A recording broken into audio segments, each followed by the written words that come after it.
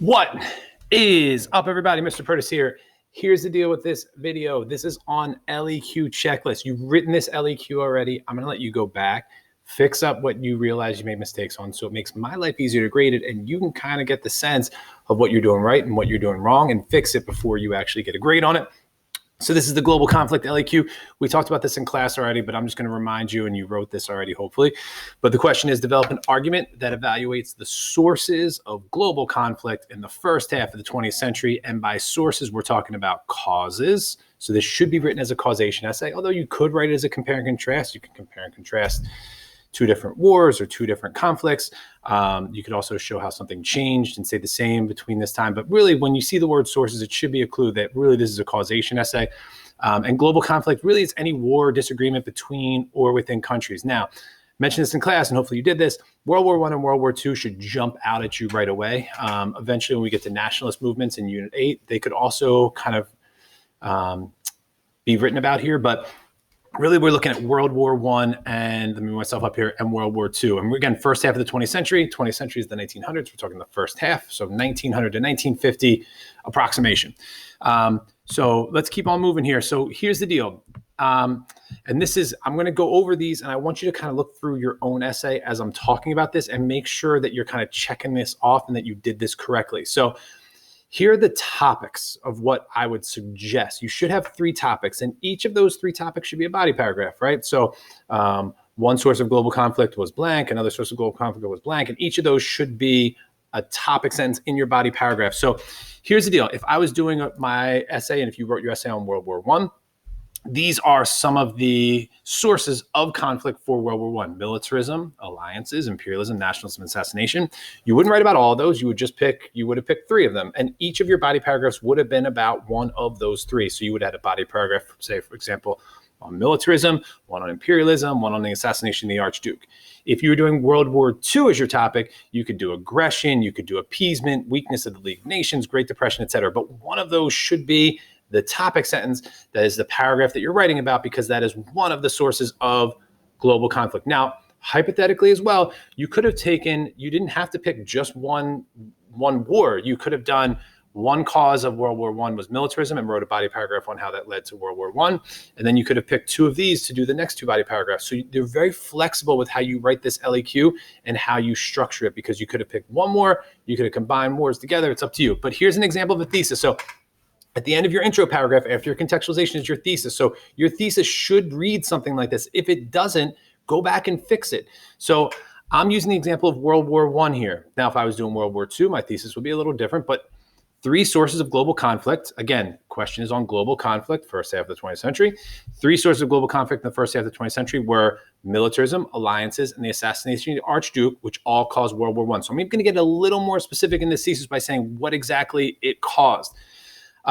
You could say 3 sources of global conflict for the first half of the 20th century were militarism, which led to World War I, and aggression and appeasement, which led to World War II.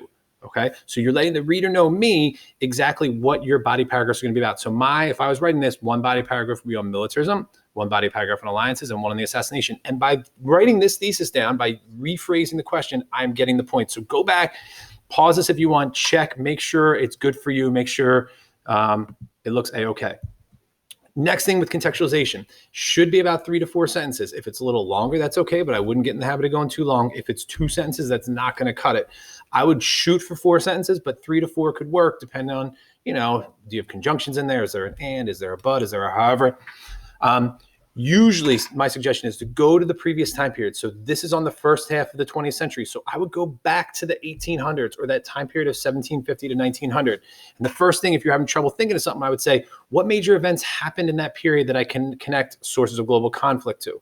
To me, if I was writing this, I would have written my contextualization. If I was talking about World War I would have written about industrialization and the Industrial Revolution and building up of new factories, which led to the development of new machines, which led to the development of competition.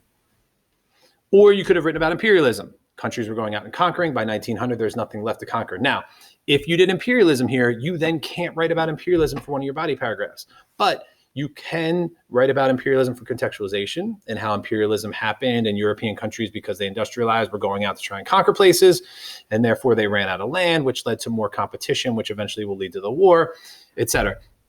If you were doing World War, I should say for World War II, if you were writing about World War II and you're writing about the sources of global conflict for World War II, your contextualization could be about World War I because that's right before the time period. So remember, we talked about that bullseye when we did contextualization back in October. You want to get close to the bullseye and not too far away. Don't write about like the Neolithic Revolution here. Don't write about River Valley civilizations. Too far away. But for contextualization, this works. Also, make sure the last sentence seems naturally connected to your thesis. It should be kind of like a lead-in, so you're leading up to these three sources of conflict, or at least writing about that in your thesis.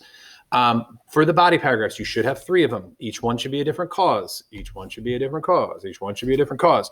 And each paragraph should start with this phrase: one source of global conflict in the first half of the 20th century was blank, was militarism, was imperialism, was aggression, was weakness of the Treaty of Versailles, was the Great Depression. And seriously, I'm dead serious. Don't get fancy. Don't think you have to overanalyze this. All 3 should start with this: one source of global conflict. It lets the reader know what your paragraph is about, and it sets up a good foundation for your essay. Each body paragraph, so you can go through and count these if you want, but each one should have about 3 facts that describe the cause. So if you're describing militarism, don't just say they built up weapons. That's not enough. You need to have some specifics. Go back and look at notes. Go back and look at things that we did in this unit that can help fill in some of those gaps if you don't know it off the top of your head. Then you need to connect how that fact or how that cause actually caused global conflict. Don't just describe what militarism is. Don't say it just built up weapons. You need to specifically say how that caused. Literally, you need to write in there, therefore, this caused World War I because, and explain it. That's the analysis part, hugely important. So again, like I said, don't just tell me what militarism was, but how it connects to World War I. So again, go through all 3 body paragraphs. You can pause this. Make sure you have a topic sentence. Make sure your topic sentence looks like this. Make sure you have facts that go into it. Lastly, concluding paragraph. You can just restate your thesis. This is going to be the same for the DBQ when we start that in a couple of weeks. The end can just be restating your thesis. Sometimes it's good to reword it a little bit, but you don't need to. You can just rewrite it, especially in a situation like this where you're not rushed. On the AP exam, people get rushed, and then you write a thesis, and then your body paragraphs change a little bit from what you thought it was going to be, and then you write a different thesis. So that's kind of my deal. That's my plan. Go through, fix up what you need to fix up based on this. I didn't want to give you this ahead of time because then you would have just copied everything I said, but now I want you to go back and fix it up so everyone gets a 5 out of 5 on this one. All right. Any questions? Let me know.